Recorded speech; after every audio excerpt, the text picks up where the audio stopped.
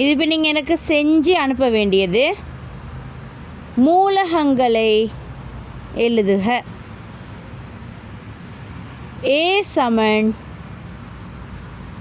4 5 7 4 3 7 எண்பதில் உள்ள எண்கள்.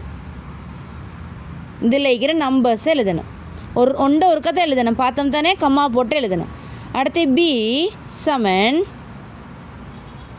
விகட கவி எண்பதில் உள்ள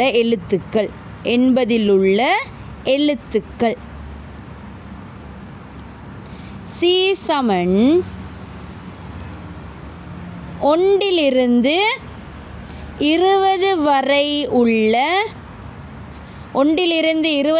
உள்ள ஒற்றை எண்கள்.